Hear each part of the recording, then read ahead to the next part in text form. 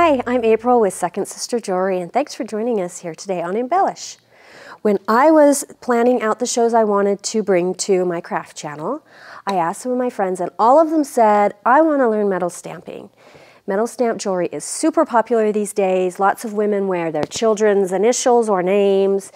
The great thing about it is it's so personal, and jewelry, if anything, should be personal and meaningful. So it's very easy if you do straight metal stamping to get into, and it's not that expensive. You have to make a small investment up front, but after that you have all of your supplies and you have lots of possibilities of what you can do. I was lucky enough to meet a new company that's making the most amazing fonts. I feel like they've really tapped into what the artisans that are creating stamped metal jewelry want with the fonts that they're offering. They have 10 fonts, they have 20 different stamp sets. The name of the company is Impress Arts, and their stamps come like this. The thing I like about them that's going to set them apart from maybe like the first stamp set that I got on eBay, and it was just a very basic economy jewelry stamping set. The difference is between that set and the sets I'm seeing come from Impress Arts is the precision. Your impression that you get is going to be a lot crisper and cleaner than one maybe more of the economy. They do also offer economy sets though, and they are available on pjtool.com. But make sure you go to their website, impressarts.com, and look at all of the fonts that they have available. They're great guys. They're these New York brothers, and they're super fun to talk to. They're out of Long Island. So the first things first, get your stamps, choose the font you like. I'm working with their newest font. It's called Genie. And the next thing you're going to need is a 16-ounce hammer, just a household hammer. Do not use your jewelry hammer. If you're a silversmith, you're not going to want to use your flat hammer because you don't want to gouge the top of that hammer head. You want to have that nice and smooth for when you're, working on your other projects. So just use a 16-ounce more so than maybe a 12-ounce because you want to have that weight to help you get a good impression with one whack. So just your basic hammer. This isn't necessary, but I also ordered this tool. It's just a metal stamp with just a little ball, a little flat head. And I use it to make the guide for the hole that I drill when I want to attach the jump ring at the top. This isn't necessary because you can buy your metal pieces with a hoop attached, but this is just a really good versatile tool to have. And then the last thing you're going to do is you're going to select your metal.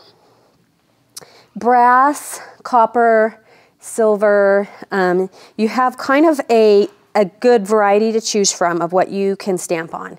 And there is some variation in how thick and I want to say how pliable the material is. Copper's a little easier to stamp than a silver, but pretty much they're the same. And when you first start stamping silver, start on an easier, like start with brass or copper and practice on that. You don't want to practice on silver because that's expensive.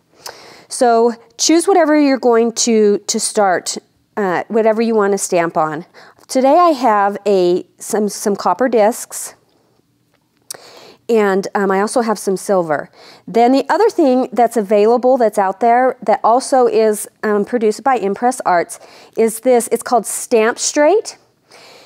And it's a tape that they've developed that's pretty adhesive, and it will help you get your letters in a straight line so that you can line them up, and it will help you if you want your letters to be straight. I personally kind of like the scattywampus look to a lot of my jewelry designs, kind of hand done up and down, and that's fine too. But there are some things, like maybe if you were stamping a long straight line like this. I've done a lot of bracelets for people where they have this plaque, and I do want it to be straight. So you don't want to go off your metal. So you adhere the tape, and I marked out the center of my piece here, and then I marked out where I want the letters to be on that piece. I'm going to have this piece say live, love, laugh. So my first word here is going to be live. And you know what I do? I set my stamps right here in front of me. Let me see where the L is. And I always try and put them back in alphabetical order just so I don't spend a bunch of time looking for them. So you're going to take your metal stamp in either your left or your right hand, depending on if you're left or right-handed. I'm right-handed. So you're going to take your metal stamp, put it on your metal, and drag it down till the letter catches on that tape, right at the, let me see if I can turn that so you can see it better. Till the letter catches and it's right at that marked spot where you want it to be. Double check. So many times have I stamped it upside down or to the side. So double check that you have your letter going the right way. I swear to you, this is why you're starting on copper, because you will mess it up. You will do this all the time. So take your letter, drag it down, brace that with your other hand. You've got your hammer. You want to give it one good whack. Some people do two, but I've noticed that sometimes it jumps and you get a second little impression. So I try and get it always on the first hit. And then you just continue on, double checking that you have it going the right way. Set it, drag it. And you're just going to continue. Let me show you how, like, say I wanted to add a hole in this so I could hang it, put a jump ring and hang it from a necklace. You're just going to take this I bought on Etsy. I think you could probably buy it from other jewelry supply companies, but that just made, and you need to have a guide when you start to, I use a Dremel to cut through that with a very fine bit. When you start to drill that, you need to have a guide or your bit will kind of make a big mess on your jewelry.